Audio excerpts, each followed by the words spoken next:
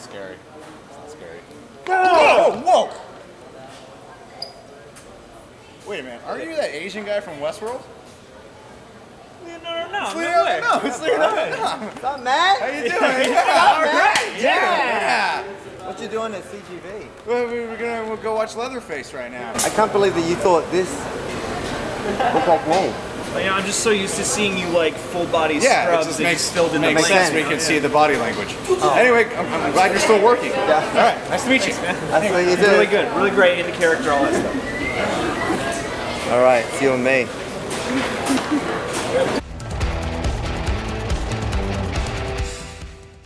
Well, hello there, Reject Nation. My name's Greg Alba. My name's John Humphrey. We're going to talk about Leatherface today. That's right. But before we do that, we would like to give a quick thank you to our friends over at CGV Cinemas. If you guys haven't seen last week, we posted a vlog. Kyle and we went to go check out CGV Cinemas' haunted theater experience in Buena Park. Yeah, I got to experience this for the first time this past weekend. Yeah, we're gonna be there again next week to watch Jigsaw. Over there, they have a bunch of Halloween decorations, a lot of spooky things going on. They even updated it from last week. They got even more cool stuff going on. Oh, yeah.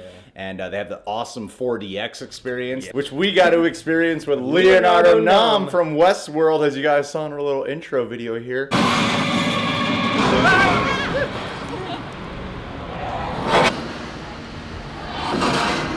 The 4DX is an awesome experience. Please go ahead and check out our vlog because it was seriously worth it. Put a lot of work in that vlog too, so it'd be worth it just from me. Appreciate it. So yeah, John and I will probably be there on Saturday to go watch Jigsaw over there. And yeah, it's an awesome theater. And even though my feelings on the movie, you'll see how they are, I will say the theater experience was still good. Oh yeah, the theaters. I had a great time. You know what I like about that theater? When you walk inside, when the trailers are playing, the lights go up in the hallway. Yeah. Oh, they got all the amenities, man. And plus, it's like based on a German train station or something. Four so four different popcorns to choose from, and you also have only 7 minutes of trailers. It's pretty deluxe. All right. Well, we spent a long time giving them a shout out because there's a lot of great things about it. Anyway, you wanted to get the positives out of the way first. So this movie, Leatherface, the 8th film in the Texas Chainsaw series. Mm-hmm.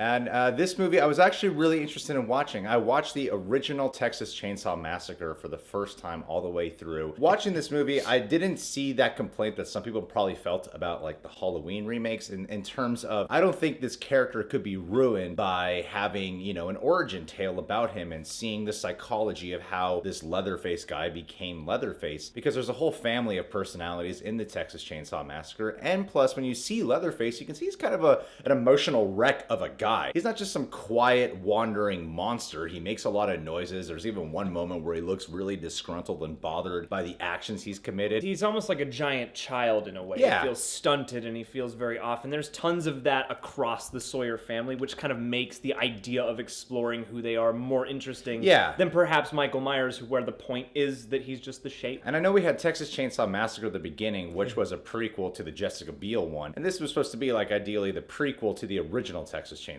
Massacre. So I thought this all sounded really cool. We saw the trailer. I loved the trailer. I thought it looked fantastic. The imagery looked awesome. When watching this movie, I'll give you the positives. The imagery is shot really well. I feel like a lot of credit of this film goes to the director of photography. Oh yeah. And the rhythm of the editing in time with that, you know, not the pace of the movie, but the technical rhythm of the editing is punchy. Yes. You know? And if you're a gore fan, there's plenty of gore to be had in here. There's some good cringe-worthy moments in there. And overall, there's, you know, it's a Texas Chainsaw world, so there's a lot of psychotic characters. One thing you got to give this franchise a good benefit is, and including this film, is that the performances of a lot of the psychotic characters, when you step back from what you feel about the writing and the storytelling and you just look at the performances, you're like, these are actually pretty good actors. The actors bring a lot to this. You believe the production value. It doesn't make them likable, but they're good. There's something about the tone and the aura, and that's based on things coming together. It's the production value and the cinematography and the actors themselves make this movie feel the way it's supposed to feel, and that's a good thing about it. However, all that being said, I personally kind of hated the film an awful lot. At the end of this video, we'll give a little like 2-minute spoiler talk. That way, you guys can really understand why I especially had an issue with this film.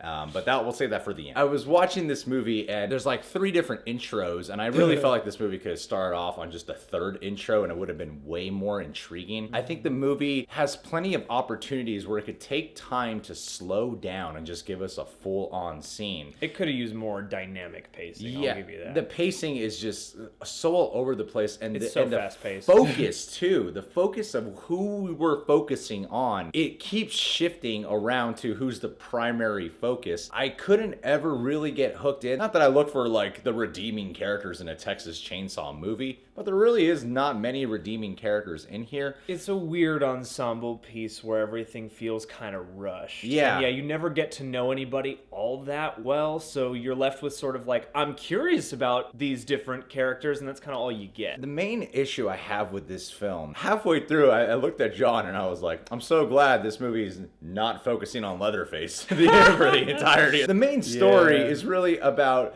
these group of escaped mental There's patients, like Bonnie and Clyde asylum patients who break out with a nurse, and they break out with another dude who's like cool asylum patient guy. Yeah, you have the 2 completely insane, nihilistic, just like natural born killers kind of guys. And then you've got this big sort of hulking, quiet guy, and then you have the charming, seemingly well-adjusted mental patient, and then the nurse who just wants to help. And there's a little bit of focus on the Sawyer family. You know how you see the trailer and you're like, oh, we're gonna get the origin tale of Leatherface and his mother, who we didn't get to see in the original Texas Chainsaw. Lily Taylor honestly just comes in periodically throughout this film. And Stephen Dorff. And Stephen Dorff too. And Stephen Dorff is just angry sheriff who hates psychotic kids for some, It's like think of the Devil's Rejects, but if you didn't see the part where the sheriff gets that way, he's just angry and kind of evil. It's kind of boring to me in the first half. And while there's a lot of gore that comes in like every 10 to 20 minutes, it's really gory. There's some gory stuff. I found myself becoming rather immune to it because it starts off like so early on within the film of so much gore. When gore starts to proceed, I'm like, I'm not even like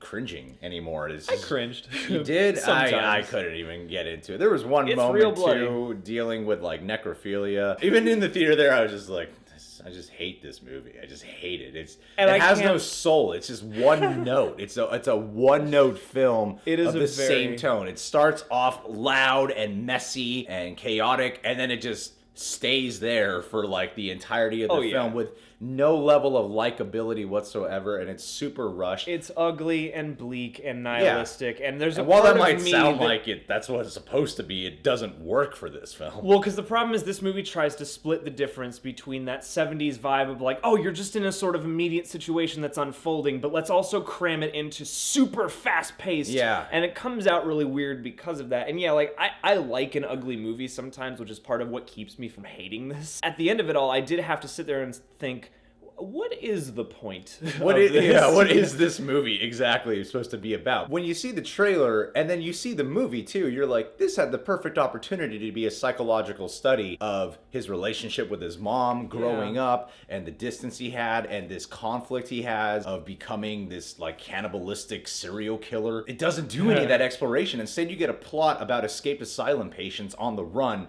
with an evil sheriff hunting them down. So there's no one good in this movie. And the biggest upset to me about this film was, and I've seen on Rotten Tomatoes capsules where they're kind of hinting at it, about the mystery and the misleads that go on in these films. Yeah, the whodunit. What pissed me off so much is this whole like plot twist and misdirection that you can feel the writers being like, oh, we're clever. But really, you're just like, no, you sacrificed something that could have been really cool for this misdirection, this mislead. Well, and if you're a Texas Chainsaw fan, it might, plain and simple, might just be too hard to swallow it. And it makes less sense, too, in terms of who Leatherface is. Yeah. See, the thing about this movie is I feel like they had a couple very questionable ideas and some really cool ideas, because I can't fault the movie for trying to do something different than the same old. Like, the beginning is kind of just a repeat with a 10-minute intro that kind of explains where Leatherface came from. So this has a lot of different ideas, and the thing is, I wish this movie had more breathing room. I feel weird saying I wish it was longer, but it's like if you fleshed any of this out, because the juxtapositions are kind of interesting, because you have the awful family, the awful law enforcement, and these kids in the middle. Yeah. Well, know? you could have trimmed some stuff down and expanded some other stuff out, have it have some breathing room for its scenes that it had, Pacing, instead of just tension. a lot of stuff going on. First part is Leatherface origins, and then sheriff's problem with the Sawyer family, and then a whole insane asylum story, and then an on the road story. It just keeps going all over the place. The film's overall predictable. It's kind of boring. It's pretty one note. Yeah, visually it looks cool, but that wears so thin when you got such a poorly written story. It's just really poorly written. And when you got such good actors in there, you're like, I wish this was a better movie. Weirdly, how I was telling John on the way back, what Rob Zombie did for Halloween, which wasn't acceptable for the masses, would have been perfectly applicable for a Leatherface origin tale. Yeah, I think that would have worked better. Especially, and I feel like what they did for Leatherface would have worked better for Halloween for the masses. As a horror movie, the way this shakes out, it's more gross than it is ever scary or suspenseful. It's never scary. It might disgust you, but it's not actually gonna, creep you out. Because the original one, it doesn't have to be that, but the original one is very unsettling and eerie. And this one doesn't really manage those things so much. No, it's just nasty and thinks it's cooler than what it really is. The film just honestly got on my nerves. It's one of those rare movies where I'm like, I'm just annoyed. If I were to give it a rating, I'd give it like a 1 out of 5 stars. I'll give it like a 2, maybe a 2.5 if I'm feeling generous. Good for you, John. It's like there's just, due to my sensibilities, there's more stuff that I found, kind of satisfactory. There's some ideas I liked. I liked that it didn't get super lazy and just rehash. But the weird thing is, it's another one of those movies. You look at what the Texas Chainsaw Massacre inspired, and then you watch this movie take cues from those movies. So you're like, oh yeah, Devil's Rejects, and like this movie and that movie, and you're like, it's kind of weird to watch a classic franchise now start aping other movies that the original one inspired. All right, so this is the spoiler part. This is the spoiler talk that we're gonna have. Leave if you don't want to know. When you're watching this movie, when the patients from the insane asylum escape, in there you got the Bonnie and Clyde wannabes, and then you have Jackson, the nurse, and then you have the guy named Bud, who the whole time the movie is giving you the impression that this is Leatherface. When they're related, I missed that part, but yeah, Bud and Jackson are like cousins. The whole time the movie's giving you the impression that this is Leatherface, and it only makes sense. Yeah. The way the guy, because if you watch the original Texas Chainsaw, Leatherface he's fat, all right? He's a big guy. He's a big guy. He's overweight. And then he's really quiet and kind of socially awkward. And you can see he's sensitive, but gets this temper that comes out of him. Yeah, he's like a really big child. Which is how they're portraying Bud in the movie. Eventually, curb stomps Clyde. Isaac, and then when that happens, I was thinking to myself, like, okay, I'm starting to get where this film's going. We've been setting up all these other characters, and now through this crazy journey, Leatherface is being born, and the violent, angry, sensitive side of him is coming out. What happens when he has to fend for himself in a terrible situation with these people? About 15 to 20 minutes later, Bud gets shot in the head and is killed. And you're like, huh, maybe that's what causes him to become just completely deranged? Just for a second, I was like, maybe this is one of those things where they survive and he shot him like in the back or something and it just grazed his brain. I don't know. And Jackson is super close to Bud and he's blaming the nurse for why the cop shot Bud. Yeah, he finally has a freak out moment to justify why he might have been in the hospital to begin with. Yeah, but it also seemed like a reasonable emotional freak out for even a regular dude. Jackson, he gets shot over here, takes off half of his face. Oh, he's gonna die.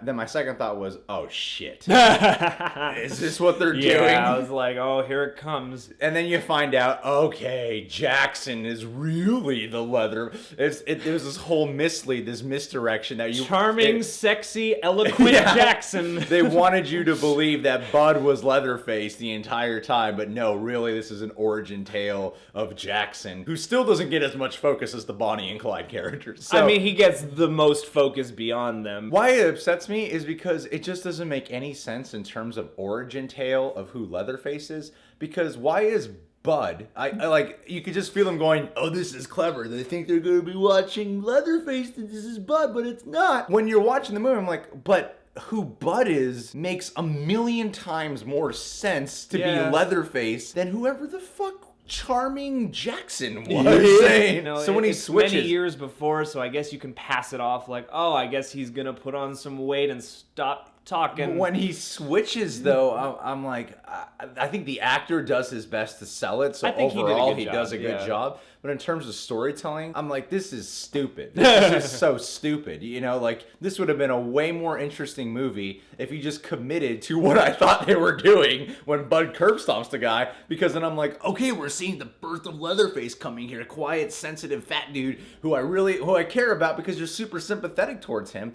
And that's effective. And then when you kill him and then you do this plot twist, they sacrifice what could have been super effective because they thought they were being clever. And after that, I was like, fuck this movie. I didn't have as strong of a reaction as you did to that. I mean, I thought that the tone and the actor sold it decently to where by the end I was like, yeah, all right, I like watching this happen. But it's true, like, the first movie has that quality where you're watching a bunch of other people before you meet Leatherface for a while. And yeah, that moment where Bud finally steps up and levels that guy, I thought the movie was gonna do that, like fade him in now and be like, okay, now we're gonna shift and watch the monster grow. Just to undo that in a way that just leaves you going, wait, what? Is a weird and jarring, and I'm not a fan of it. It didn't make me like throw up my hands and go, fuck this movie, but I was like, I don't buy this. I just really felt there was a much better movie to be had of this. Yeah, no, totally. If you had Bud, what they were setting up to just do that, because then we would have seen a psychological progression of a guy transforming into the monster we know as Leatherface. I thought there might almost be a thing where like Jackson and Betty can get away and Leatherface is gonna go do his thing or something like that. A different end to the story. And yeah, it just takes this alternate route that's a bit tough to swallow. I was already not liking the movie before that, but then after that I was like, I hate this movie. I just hate it. I feel like the best place this is gonna play is like if you are a fan of tone and style and gore and stuff and you're not as concerned with having, you know, a nuanced plot of any kind for your 8th film, put this on TV, you might have a good time. Alright guys, well that's our review of Leatherface. Did you see it? Did you love it? What would you rank it in the Texas Chainsaw Awesome franchise? You can subscribe to The Real Rejects. Please click that notification bell to get notified every time one of our videos is up. John Humphrey on Twitter and Instagram. And also, please go to CGV Cinema's Haunted Theater Experience in Buena Park. I'm telling you guys, it really is worth it. It's an awesome theater. It's a really awesome and theater, I love all the cool scare. It was cool going last time because a lot of people were getting scared and like, as we were filming shit, people were just walking by. You could just hear people screaming at other scares going on. Yeah. Yeah, it was fun. It was a really great time.